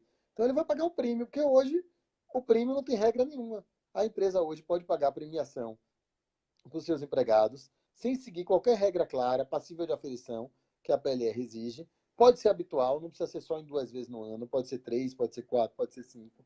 Então, se hoje eu autuar isso, ela vai dizer, não, isso aqui não era PLR, era uma premiação. E aí, hoje, com a reforma trabalhista, eu digo que acabaram com, Mas o com o salário do prêmio, empregado. Oi? o prêmio, pelo que eu vejo, ele tem desenhado um caminho no sentido de que ele tem que ser algo que não pode estar previamente contratado. Então, se o prêmio Exatamente. configurar está previamente contratado, deixou de ser prêmio. Concorda comigo? Concordo. Concordo. Difícil é Então, você ele apurar não isso. vai ser tão utilizado pelo empregador assim, no sentido de prometer benefício, porque se restar configurado que o prêmio estava prometido, deixou de ser prêmio. A É, premiação pressupõe uma certa espontaneidade do empregador. você está totalmente correta, mas isso é muito possível e passível de aferição na Justiça do Trabalho. Agora, pense o É. trabalho do auditor. Pense eu entrando lá na empresa e vendo 5 premiações pagas a um diretor. Como é que eu vou saber se foi previamente acordada ou não foi previamente acordada? Eu não estava lá na empresa, eu não tenho como saber, eu não tenho testemunha, eu não tenho instrução processual. Eu como auditor, sou obrigado a provar o fato gerador. Então, eu vou ter que provar que aquele prêmio estava acordado previamente, sem a ajuda do diretor. Que o diretor e a empresa estão dizendo que não, que foi uma premiação Sim. porque ele surpreendeu a empresa. Como é que eu, como auditor, vou poder fazer isso? Claro, não é o seu trabalho ele pode ir lá no seu trabalho, se ele for despedido algum dia, ele pode cobrar os 5 anos dos prêmios que ele recebeu durante 20 anos. Mas do ponto de vista Sim. pragmático, do ponto de vista teórico, você está absolutamente certa. Do ponto de vista, do ponto de vista prático, ele vai pagar e o auditor não vai conseguir fiscalizar. É isso que eu vejo. Né? Pelo menos é o que eu estou. Uhum. Não sei se eu estou Na sendo verdade, pessimista demais. o que eu vejo assim primeiro, a gente vai ter algumas provas da Justiça do Trabalho que vão servir para ser aferidas depois pela Receita quando chamadas, às vezes quando a fiscalização do trabalho bate num determinado local. E ainda vai continuar importante aquela surpresa que você falou, né? Quando você chega na empresa e vai pegar contratos, acordos, reuniões cujas atas estão prevendo ali as premiações. Eu acho que isso ainda vai acontecer, sinceramente, porque as empresas, sem burlar a norma, elas ainda muitas vezes elas fazem prova contra si mesmas. Não, com certeza. Mas, assim, é um risco muito grande. Tem premiação, tem ajuda de custo, tem muita coisa na reforma trabalhista que veio a desconfigurar a natureza salarial das parcelas e que me deixa muito preocupado do ponto de vista futuro. Ou seja, eu vejo aí um monte de brecha para o empresário não pagar mais salários e pagar parcelas por fora, como ajudas de custo. O que é que ajuda de custos habituais que está lá na reforma? São coisas que a gente não sabe ainda o que é, mas a reforma está dizendo, ó, o empresário pode pagar ajuda de custo habitual sem ser considerado salário. O que é isso aí? É pagar despesa doméstica, é pagar despesa de aluguel, é pagar despesa de casa, da empregada doméstica da pessoa, né? Eu não sei o que é ajuda de E custo, ele vai defender. com a queda da MP, né, nem a limitação não existe Minha mais, limitação né? existe, não existe mais. Isso Então, foi um pouco forte mesmo para o Caixa Previdenciário. é. Mas já que a gente falou de caixa, Ivan, eu vou para um outro assunto. Você viu que eu gosto de ficar girando, né? Aproveitando todo esse teu conhecimento, deixa eu aproveitar essa oportunidade e dizer para quem está nos acompanhando que se está gostando, por favor, compartilhe a nossa live, ajude a compartilhar, compartilhe com amigos, compartilhe no seu Face, compartilhe nos grupos, porque isso nos ajuda também a aumentar o número de visualizações e trazer mais pessoas para participar conosco. E, sem dúvida alguma, prestigiar o nosso entrevistado, professor Ivan Cashman, que eu tenho um prazer enorme de estar conosco aí no dia de hoje. Ivan, deixa eu aproveitar e mandar alguns abraços aqui, que a gente tem que ir mandando abraço. Até o meu celular hoje está com a internet ruim. Eu quero mandar um abraço para o Marcos Antônio de Souza. Quero mandar um abraço aqui para quem eu deixei bem no comecinho, que sempre acompanha, que é a Maria Aparecida Naime. Quero aproveitar e mandar aqui para Tânia Mendonça. Deixa eu ver quem mais que eu pulei. A Lívia Asmar Piva, a Lúcia Catarina, aqui de Curitiba. Estou olhando no notebook porque travou aqui as minhas perguntas no celular. O Rafael Haug. Professora, a retificação da GFIP gera multa por entrega fora do prazo? Essa eu vou deixar para você responder, Ivan. Gera. A retificação da GFIP gera multa. A multa é automática, né? Por entrega fora do prazo. Então, tem dois tipos de multa. Se você quiser consultar exatamente os valores, está no artigo 32A da Lei 8.212 de 91.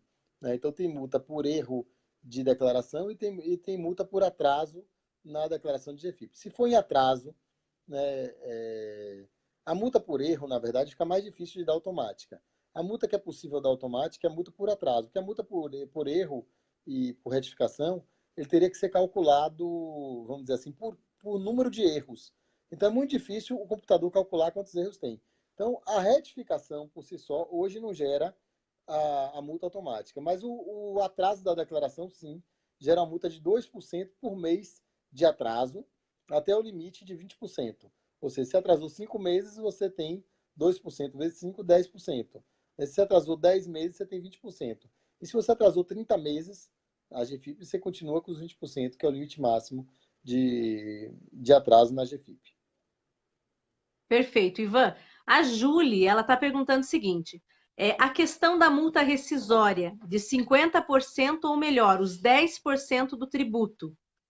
Aqui ela está fazendo. Eu não entendi direito essa pergunta. Ela deve estar perguntando se incide contribuição previdenciária sobre isso, imagino eu. Eu imagino que seja isso também. Aí, acho que sim. Você quer responde essa, daí eu já tenho outra para você. Tá, nem a multa de 40% do FGTS, nem os 10%, que é um tributo, incide contribuição previdenciária por questões por motivos diferentes. A multa de 40%, por ser uma questão por ser FGTS mesmo, né, e é indenizatória, né? A multa de 40%, que é uma indenização, não deve incidir contribuição previdenciária sobre ela. E os 10% adicional é um tributo. Então, você não poderia cobrar tributo sobre um tributo, não teria nenhuma lógica a gente cobrar contribuição previdenciária sobre um tributo. Então, nem os 40% incide, nem os 10% adicional. Não sei se era essa a pergunta, mas se não foi, eu respondi esta. Eu acho que foi isso também. Eu tentei aqui interpretar. Eu vou aproveitar agora e fazer uma pergunta para você da Gisele Canton, que é minha sócia, nós temos escritório juntas, e embora eu esteja afastada, ela continua tocando o escritório na minha ausência. Então, mandar um abração para ela, que faz tempo que a gente não se vê também. Gisele perguntou o seguinte: professor, até que fase do processo administrativo é dado ao contribuinte o direito de anexar provas de defesa? Para mim, em todas as fases, inclusive depois de encerrada. Eu vou explicar por que depois de encerrada. Porque a administração pública ela tem que rever todos os atos que são ilegais. Eu vou citar aqui um caso de uma história de um tio meu, que tinha um processo que transitou em julgado. Não era de contribuição previdenciária, mas, se, obviamente, é processo de fiscal. Ele teve um processo onde ele foi autuado por falta de recolhimento de CSL, CSLL e IR de determinado trimestre antes de ele fechar a empresa. Ele fechou a empresa e o último trimestre, supostamente, ele não pagou. E aí tinha um débito lá de 20 mil reais. Né? O processo administrativo correu em revelia, ele foi autuado. Né? Como ele se mudou para São Paulo, ele não viu. Né? Foi autuado, transitou em julgado administrativamente, digamos assim, o processo correu a revelia, inscreveram dívida ativa, acionaram, e ele perdeu no judiciário, transitou em julgado no judiciário, e o débito já estava em 100 e poucos mil reais. Ele entrou com o processo de pedido de revisão de lançamento, né? Eu ajudei, orientei ele. Eu não, sabe por quê? Porque ele tinha pago. Ele pagou aquele último trimestre, pagou a guia. Só que ele pagou com o mês errado. Ao invés de pagar o mês 6, que era o que ele devia pagar, e botar na guia 6 de, sei lá, de 2000, de 90, ele botou 3 de 90 de novo, pagando a guia do mês 3 em duplicidade. Então ele provou cabalmente que o processo tinha sido pago. Ou seja, que aquilo tudo que aconteceu tinha sido pago. Então ele anexou essa prova depois de transitado e julgado judicialmente, e a Receita revisou o lançamento e extinguiu a auto-infração. Então, para mim, não há limite de tempo para você anexar prova que mostre que o contribuinte está certo. Claro que ele pode perder o prazo administrativo, o processo pode ter encerrado, ele não pode mais ressuscitar o processo no CARF, mas ainda fica a possibilidade dele, que pouca gente sabe, de entrar com o processo de revisão do lançamento. Perfeito. Na verdade, ele pode perder, Ivan, até a espontaneidade ali. Mas a questão da. Uma coisa que me incomoda, assim, como eu digo sempre para você, né? Minha cabeça é muito previdenciária e às vezes eu tenho um pouco de dificuldade de entender o formalismo do PAF. E no CARF, eu fui surpreendida quando eu ingressei lá com essa formalidade estrita, porque no Conselho de Recursos da Previdência, não sei se porque eu fui conselheira na época do Manuel Dantas, eu aprendi a pensar o processo administrativo sob a égide da 9784/99. Então, um pensamento assim, de que a administração serve os administrados, e não o administrado serve a administração. E com esse pensamento, que a 9784 é uma norma maravilhosa, né? Às vezes, até ela é benéfica demais, mas isso nunca é demais quando a gente pensa que o principal é o interesse público. O que me choca um pouquinho no CARF, assim, que eu falo para você que venho com a cabeça de uma previdenciarista para dentro de um ambiente tributário, foram essas regrinhas assim, por exemplo, eu respondo o fiscal me chama para uma diligência. Eu respondo, mas não trago prova. Então, se eu respondo, mas não trago prova, alguns vão entender que é questão de qualificação da multa. Outros vão entender que não. O simples fato de responder significa que você auxiliou a fiscalização. E tem posicionamentos mais gravosos dentro do CARF que o simples fato de você não responder já qualificaria a multa. Então, isso para mim era muito difícil. Ou, por exemplo, eu tenho prova de pagamento. Fato aqui que você acabou de comentar. Já aconteceu, tá? Eu tô te falando assim, caso que eu já presenciei, da pessoa aparecer com o pagamento no recurso especial. E o pagamento não ser aceito porque ele não foi anexado na fase da impugnação. O que é um Então, essa absurdo, né? para mim foi chocante e eu sofri um pouco para entender isso, porque eu falava, gente, eu até compreendo, mas eu vou repetir aqui para você uma coisa que eu falava quando julgava o processo do INSS. Eu dizia assim, ó, o INSS não é uma pessoa, não tem a personificação do INSS, ele é o interesse público.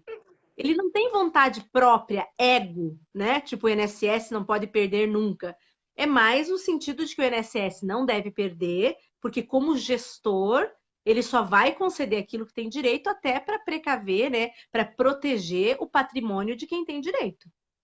E quando a Receita faz isso, isso me choca, porque ainda acontece, o tribunal ainda tem julgados assim, por voto de qualidade, muitas vezes, no sentido de que essa prova não teria valor pelo fato de que a pessoa fez o fiscal de bobo. Ah, mas ele não juntou, então ele enganou o fiscal lançou o auto sem necessidade. E aí eu fico É, pensando assim, poxa, mas não é exagero? mas interessante que a posição do CARF nesse sentido, do CARF não, que eu não acredito que seja do CARF, mas de determinados conselheiros, determinada turma do CARF, são mais prejudiciais ao contribuinte do que a posição da Receita. Que a Receita entende que mesmo depois do processo acabado, se ele pedir uma revisão do lançamento mostrando prova de pagamento, tem que revisar o valor, por óbvio. A César tem que ser dado ao que é o de César, né? Então você não pode, o Estado não pode cobrar mais do que deve. Se cobrou e se por morosidade do contribuinte, porque ele só apareceu depois, ficou provado cabalmente que ele não devia, não pode ser cobrado por questão formal. Sim. Entendo assim. A qualquer É, tempo. eu também entendo Mesmo depois assim. do trânsito julgado, mesmo depois do trânsito julgado judicial. Que choca a gente, né, de certo modo. Deixa eu aproveitar aqui ver mais uma pergunta. Já tem uma pergunta aqui. Peraí que eu perdi ela. A Simone Hirose. Simone, eu não aprendi a falar teu sobrenome. Não deve incidir contribuições nos primeiros 15 dias de auxílio-doença. Esse tema, mais ou menos, o doutor Ivan já abordou, né? Então, a gente ainda não tem uma decisão final do STF, mas o STF recepcionou a questão, embora o STJ já tenha se manifestado, né, Ivan? Sim, o STJ se manifestou por diversas vezes que não deve incidir. Para a Receita, incide. Continuo cobrando, né? Então, se alguém não pagar, eu continuo autuando quem não pagar os 15 primeiros dias. Não vamos falar de auxílio-doença, porque nos 15 primeiros dias de afastamento não existe auxílio-doença. Então, vamos falar dos primeiros 15 dias de afastamento por incapacidade. Então, os primeiros 15 dias de afastamento por incapacidade que a empresa é obrigada a pagar, a Receita incide, entende que incide contribuição, o STJ entende que não incide contribuição e o STF entende que deve julgar isso algum dia. Algum dia. É. O que me preocupa é sobre qual viés, né? Se vai ser do jurídico ou do político, porque o STF depende da época. Não, mas eu acho que dá para defender juridicamente aqui as duas teses. Eu mesmo acho que isso é uma hipótese de interrupção no contrato de trabalho e não se diferencia de nenhuma outra hipótese de interrupção no contrato de trabalho. Porque se não incide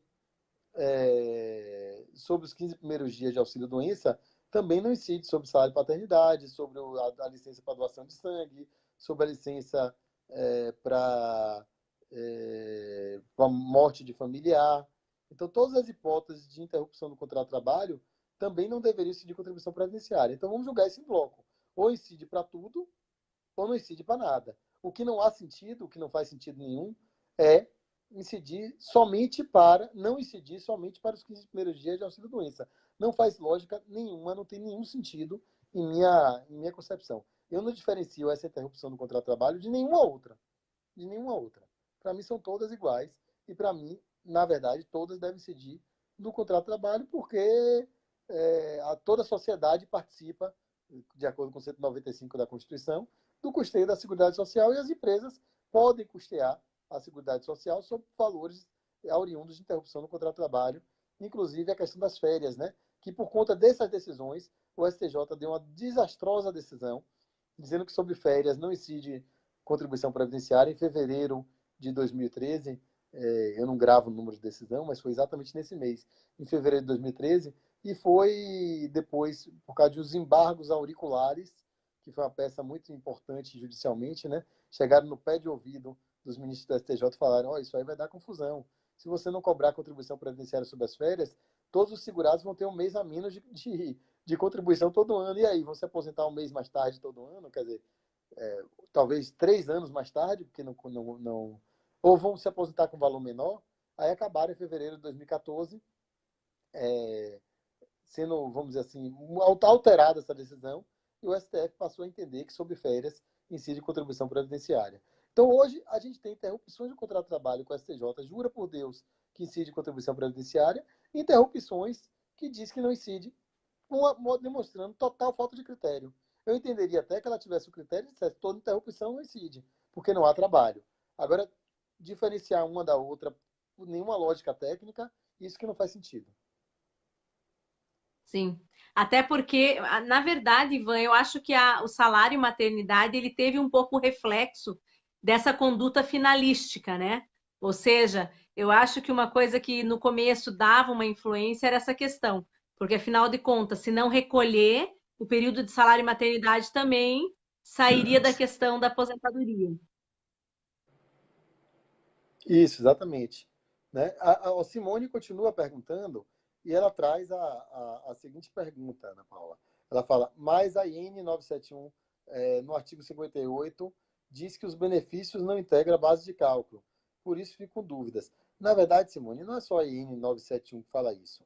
É justamente o artigo 28, parágrafo 9º, a linha A da Lei 8.212 de 91. Vou repetir para você poder consultar lá.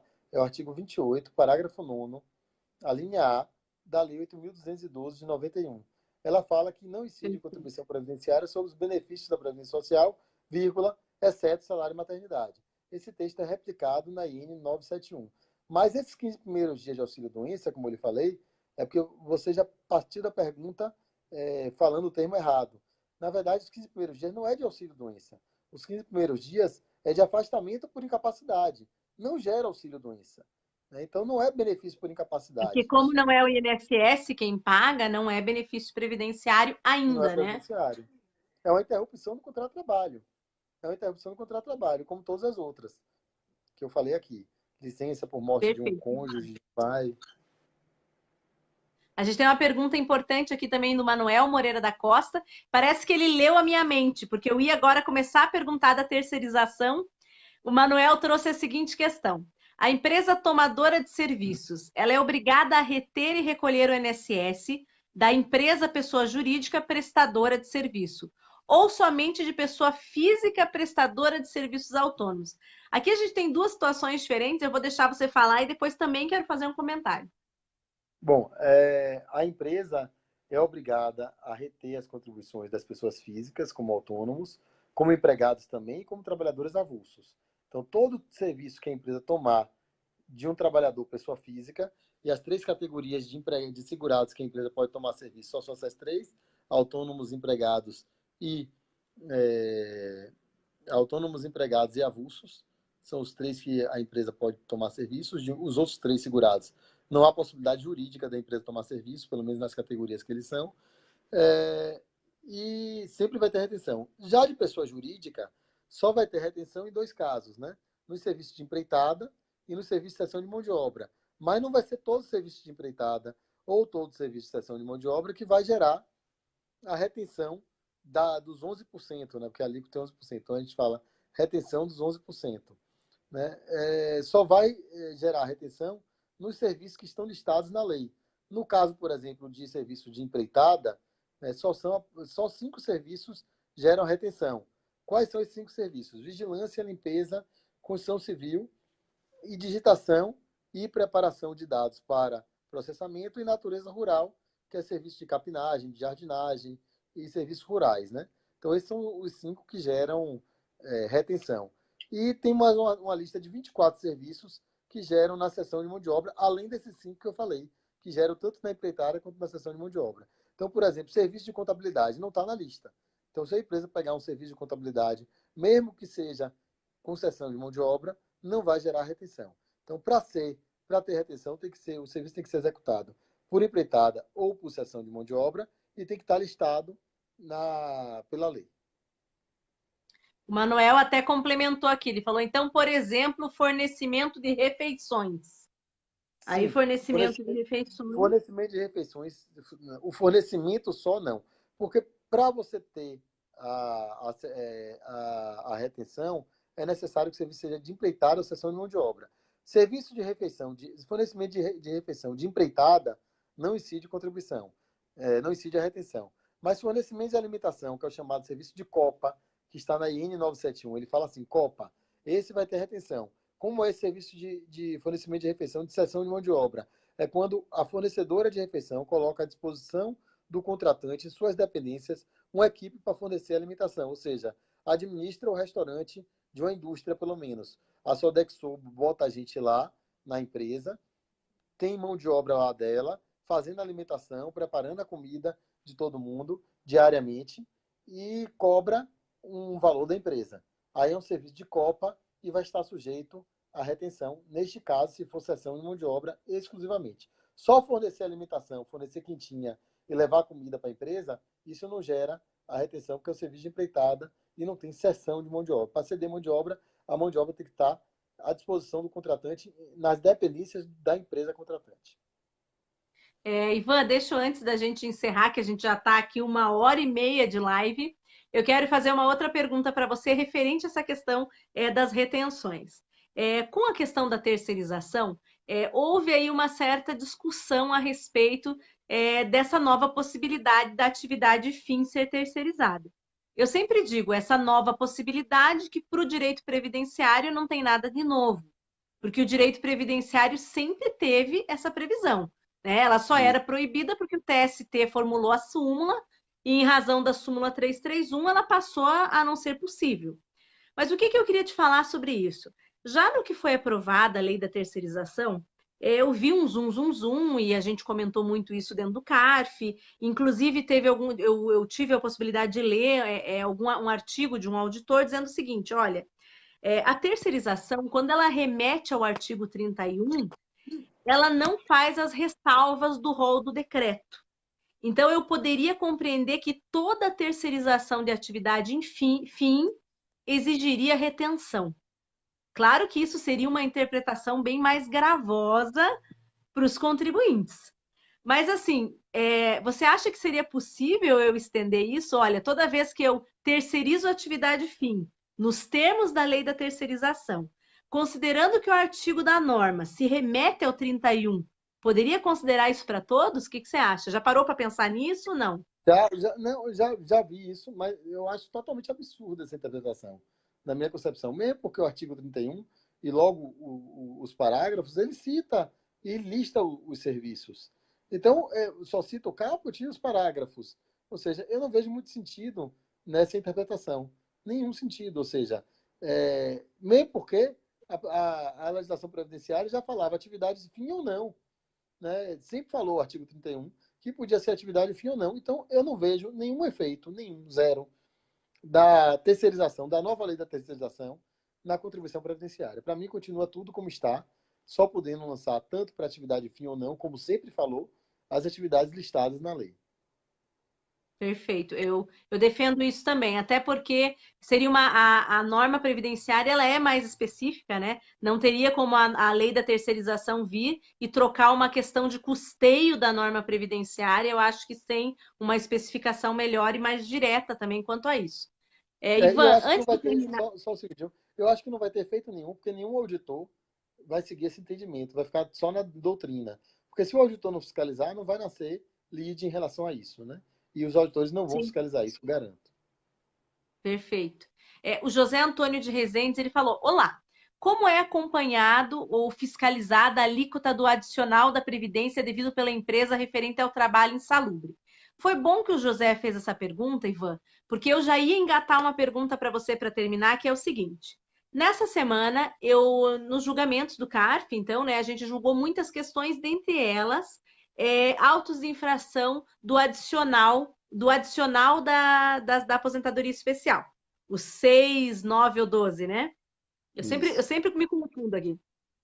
E aí, a gente estava discutindo muito a formalização do auto de infração, que discute, que seria enquadramento de SAT, que a gente tem algumas discussões ali, se teria ou não que verificar os índices, ou seja, os índices de vistoriar, né, os índices do ambiente laboral, que existe essa discussão em razão da portaria, e a outra discussão que seria esses adicionais. O auditor, quando vai fazer o lançamento do adicional, ele tem que exemplificar qual é o tipo de atividade que leva e qual aposentadoria especial que seria possível em razão daquele ambiente laboral.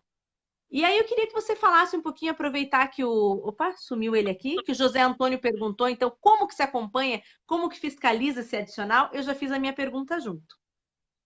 Eu já fiscalizei muito isso, né? O adicional de 6, 9 ou 12. Já fiscalizei na época que eu era da Previdência, ou seja, eu continuo sendo da Previdência, mas agora eu sou Receita Federal. Atualmente, a Receita não tem fiscalizado mais o 6, 9 ou 12, né? Sendo bem sincero. Mas eu entendo que em uma fiscalização do 6, 9 ou 12, que é o que eu sempre fiz, né, do adicional de aposentadoria especial, eu tenho que provar, obviamente, que os empregados que eu estou ali listando têm direito efetivo à aposentadoria especial. Eu tenho que citar nominalmente quais são os empregados, onde eles trabalhavam, quais eram os setores que eles trabalhavam e eu tenho que ser suportado pelo PPRA, pelo PCMSO. Exemplo, eu pego no PPRA e vejo que no setor de caldeira da empresa tem o agente nocivo chamado calor e que quem trabalha ali está exposto a agente nocivo. Pega a folha de pagamento da empresa e vejo que tem 10 empregados trabalhando no setor de caldeira. Só que nenhum dos 10 a empresa está pagando adicional de 6% por ter direito à aposentadoria especial de 25%. Eu pegando o PPRA, demonstrando que no setor de caldeira a pessoa tem direito à aposentadoria especial em 25 anos, demonstrando que essas pessoas estão na folha de pagamento no setor de caldeira, eu acho que eu constituí a prova que a empresa deveria pagar os 6%. A empresa, eu tenho que pagar o PPP? Não, a empresa não fez PPP, porque entendeu que ela não estava exposta a agente nocivo. Então, eu não tenho como pegar o PPP, que ela não produziu. Mas eu posso pegar ou o PPRA, ou o PCMSO, ou melhor ainda, o LTCAT, se a empresa tiver. Então, eu pegando esses documentos e constituindo essa prova, a empresa pode dizer, olha, ele estava errado na folha, aí vai atrair o ônus para a empresa, mostrar que ele não trabalhava nesse setor. Mas eu acho que o auditor fez a parte dele, que é provar o fato gerador, que é o que o auditor tem que fazer sempre que vai lançar qualquer auto de infração.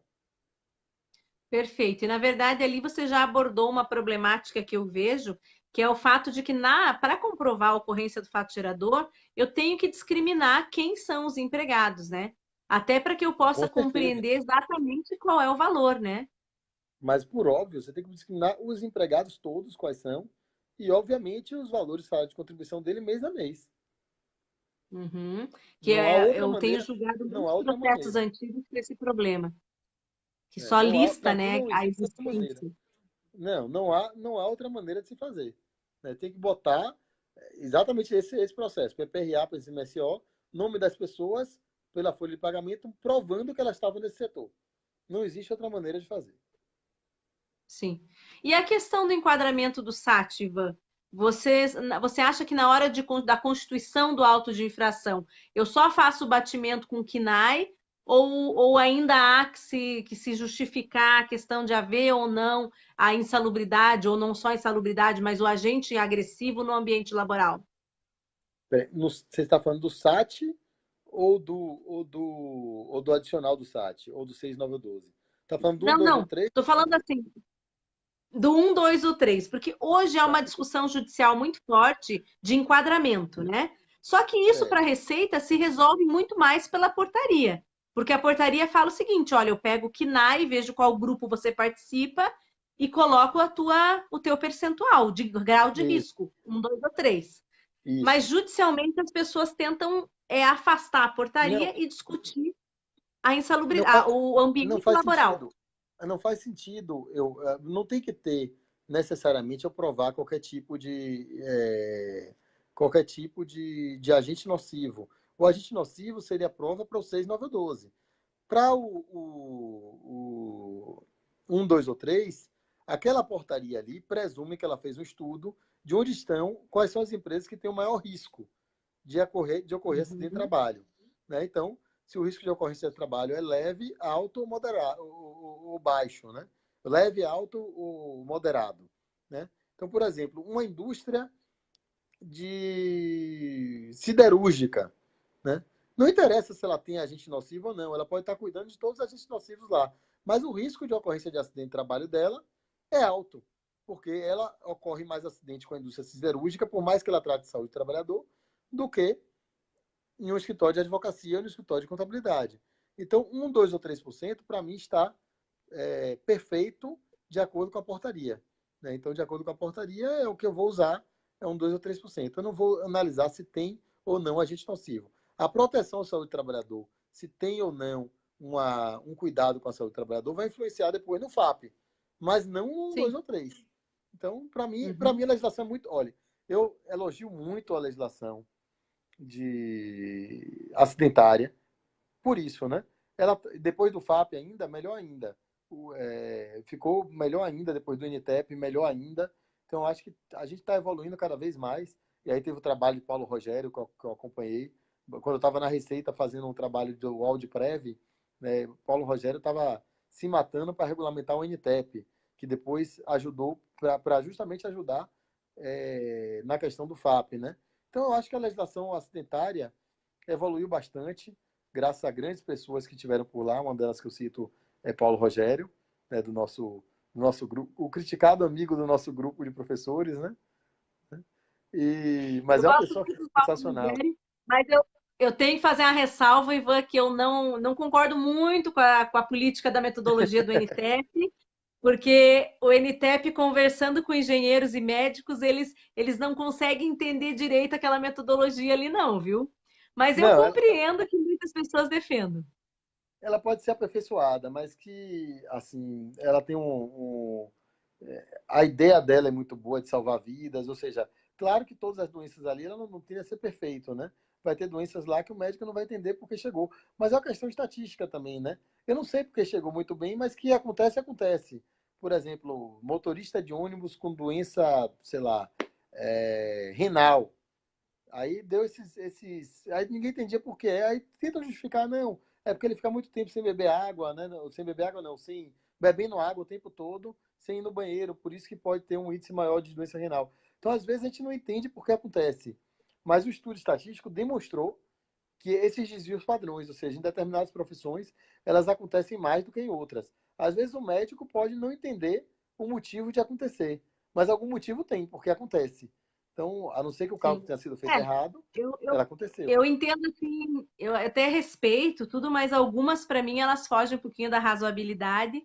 Eu vi já estudos assim sérios debatendo ali a questão do NTEP, embora eu respeite muito o nosso amigo Paulo Rogério, eu acho que com certeza, né, o efeito é preservação do meio ambiente de trabalho, saúde do trabalhador. Só que o fim não pode justificar o meio também, né? A empresa tem que conseguir se defender e ali nessas questões do NTEP, nem sempre ela consegue. O Tem uma problema coisa foi meio maluca ali no meio. o problema antes do NTEP, aconteciam diversas injustiças contrárias ao trabalhador. Agora, pode acontecer algumas injustiças contrárias à parte mais forte. Então, a gente mudou, na verdade, o sofrimento. O alvo do sofrimento era o empregado, agora o alvo do sofrimento era o empregador. Mas tira o NTEP, volta a ser tudo que era o empregado sofrendo para provar que aconteceu um acidente de trabalho. E isso vai gerar para ele, obviamente, um desgaste muito maior do que para a empresa sofrendo porque pagou um pouquinho a mais de tributo, né, por causa do FAP e tal. O sofrimento do empregado é Um sempre pouquinho maior a do que mais o não, empregado. tá? Um pouquinho a mais não, Ivan. Porque, olha, tirando um nexo do trabalho equivocado de uma empresa grande aí, esses dias eu vi 700 mil reais de diferença no FAP. Então, assim, não é um pouquinho, né? Mas Dependendo do 700 mil, cálculo do FAP, 700 mil reais para quem? Se for para o Bradesco é um pouquinho. Né? Então é nada, entendeu? Então tem que ver de quem é. Se for para mim ou para você, a gente está quebrado. Mas se você for pensar para o Bradesco, que paga, sei lá, uma contribuição que deve ser uns 60 milhões de reais, eu estou chutando aqui, né? Não estou dizendo de número que eu atuei, né? Mas 60 milhões, 70 milhões de reais por mês de contribuição previdenciária, quando se fala em 700 mil, eles não acham tão relevante, não. Ainda bem que não é no meu bolso, viu? Porque daí eu não fico tão triste. Ivan, e olha só, antes da gente terminar, então, para encerrar, eu queria aproveitar e pedir para você falar um pouquinho para a gente do e-social. Não tem como a gente não falar, afinal, o e-social é uma realidade. Embora os diversos adiamentos, muitas empresas já estão trabalhando com o e-social, né? Então, as empresas grandes, aí, as maiores, pelo menos, já estão. E eu queria só que você fizesse um comentário antes da gente encerrar, então, como que vai ficar essa fiscalização com o e-social? A gente sempre comenta, é uma radiografia da empresa. Então, conta um pouquinho para a gente. Sinceramente, o E-Social vai melhorar bastante. Mas eu acho que estão romantizando muito o E-Social, na minha opinião, né? A gente já tem uma série de dados hoje que vão ser, na verdade, vamos dizer assim, condensados com o E-Social. Vai ficar mais fácil de ver e mais fácil de fazer. Mas a Receita hoje já tem a contabilidade da empresa, já tem a GFIP, já recebe a folha de pagamento através do Manad, né? A única diferença maior é que a folha de pagamento hoje vai direto. Eu não vou precisar pedir para a empresa o MANAD, né? O Manual dos Arquivos Digitais. Então, a única evolução grande que eu vejo em relação à contribuição previdenciária, o E-Social, é que a folha de pagamento já vai vir junto. Então, não vai ter mais divergência de folha de pagamento de GFIP, vai ser uma coisa só.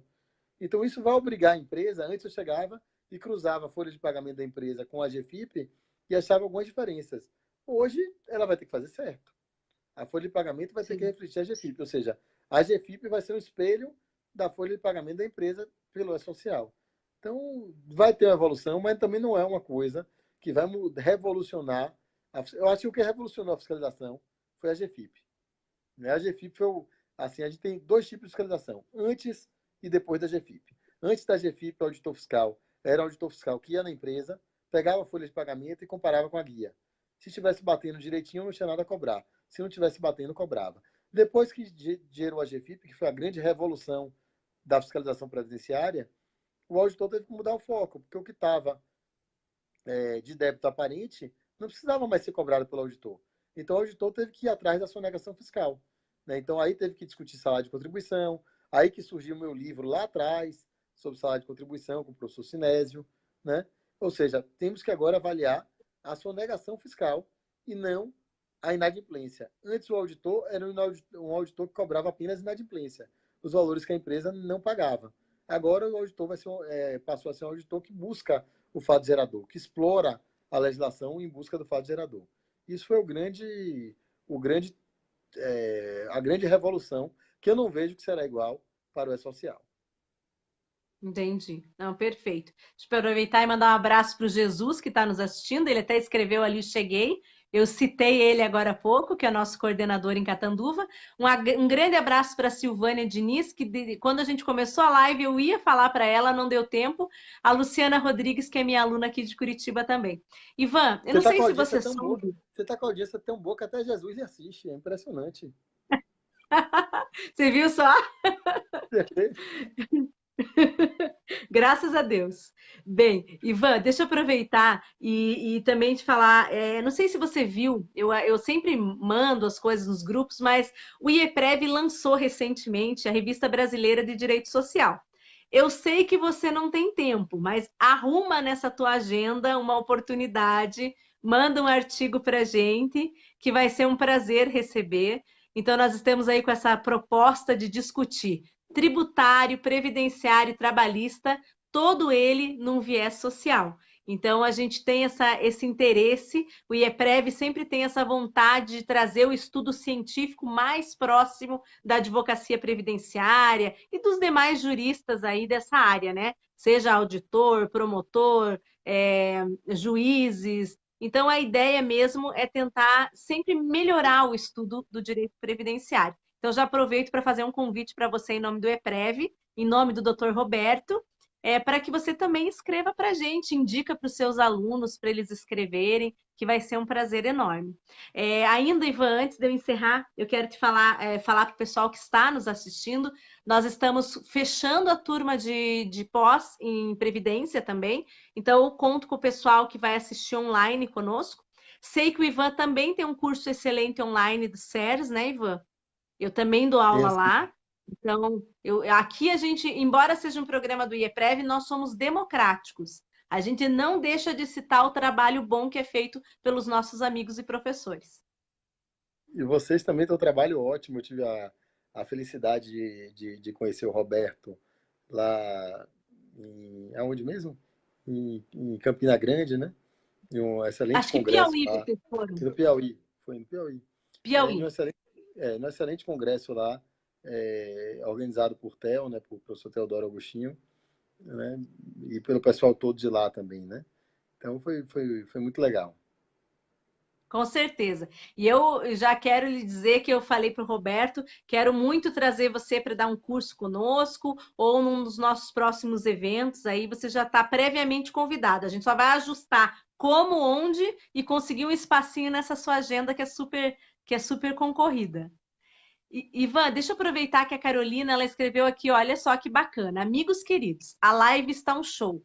Principalmente para mim que trabalho só com benefícios e esclareci vários mitos do meu imaginário. Carolina, muito obrigada. A ideia da live semanal é exatamente essa. Obrigada pela tua participação conosco sempre. E a ideia é trazer grandes personalidades do direito previdenciário. Eu já sei que ele vai dizer, nossa, ser super modesto, mas é uma grande personalidade, assim como todas as pessoas que eu trouxe, que movimentam esse mundo previdenciário do cenário brasileiro. Então, já aproveito para te dar o meu obrigado. Ivan, vou passar a palavra para você deixar suas considerações finais e mandar um abraço para todo mundo. Eu queria dizer que eu sou realmente uma grande personalidade de direito previdenciário por ser seu amigo, né? Aí isso me torna uma grande personalidade de direito previdenciário, né? Estar aqui do seu lado por amizade, né? Então é realmente é de pouco. Você vê que eu tenho vários amigos no Facebook, né? Dois. Mas no Instagram tá bombando, né? Instagram sim, né? Porque eu tenho a página, né? Eu não uso o perfil do Facebook. Aí já falo com o pessoal, quem quiser comunicar comigo, não mande nada pro meu perfil do Facebook. Esse meu perfil era eu até não uso o meu nome Kertzmann, né, no perfil para ninguém me descobrir, né? Eu só uso a página, na verdade, do Facebook e, obviamente, o perfil do Instagram. É um perfil secreto, hein? Perfil secreto. Deixa que eu vou conversar. É Camila, né? Né? Camila, você já tá me comprometendo aqui. Ainda bem que ela não tá assistindo, é Mariana. Você falando Camila, Mariana. ela vai pensar que você conheceu outra. Mas é que eu sou um fiasco com o nome. Mas as crianças eu me lembro. E por sinal, a gente vai se encontrar lá em Gramado, né, Ivan? Só com metade, só com metade. Só com metade. Você já me deu até o cargo de babá, né? Fala publicamente Foi. aqui para as pessoas que eu estou sendo É, explorada. é que eu tô precisando de uma babá lá em Gramado, porque quando eu vou fazer uma palestra, né? Só que eu vou levar dois dos meus filhos, né? Dois dos meus filhos, metade, que eu tenho quatro. E aí eu preciso de uma babá e Ana Paula foi escalada. Olha só, desculpa, Mariana, eu trocar seu nome, mil perdões. Ó, o Alex está mandando. Parabéns mais uma vez, professora Ana, professor Ivan. Alex, um grande beijo. O Alex é nosso coordenador, a Priscila é coordenadora do IBDP e o Alex é coordenador do IEPREV lá em Belém. No Pará, na verdade, né, Alex? Porque é o estado todo. A Luciene Amaral mandando parabéns, a Patrícia Diniz, a Simone agradecendo a live, a Cristiane Moreira. Bem, eu só posso agradecer, então, todo esse pessoal que está conosco, Ivan. Olha só, mas deixa eu te falar, se você acha que você está bem porque você está comigo, eu é que tenho que agradecer por estar com vocês, porque o meu programa só faz sucesso por causa das pessoas maravilhosas que eu trago. Obrigado, obrigado. Então é uma grande parceria. Com certeza. Eu agradeço também a nossa parceria e agradeço a oportunidade sempre que eu posso trabalhar contigo. Bem, então é isso. Então nós vamos agradecendo aqui todo mundo que participou. Depois, se tiver alguma pergunta que porventura a gente não tenha respondido, eu vou tentar responder nos comentários entre hoje e amanhã. Convidar vocês para conhecer o site do IEPREV, www.ieprev.com.br. Lá a gente tem pós-graduação, tem o produto que eu sempre defendo aqui, que é o produto do IEPREV Premium, tem os nossos simuladores de cálculo, e convidar vocês para escrever para a Revista Brasileira de Direito Social. Acesse o IEPREV e conheça também essa plataforma da revista. O primeiro número foi gratuito, o segundo número, o Dr. Roberto está prometendo que acho que também vai liberar gratuitamente. Então, é uma oportunidade para quem quer se aprofundar no estudo do direito previdenciário. Ivan, obrigada. Nos vemos em Gramado aí daqui a um pouco tempo, já vamos poder estar juntos novamente. Com certeza. Um abraço a Um todos. abração, brigadão. Boa noite, pessoal. Boa noite.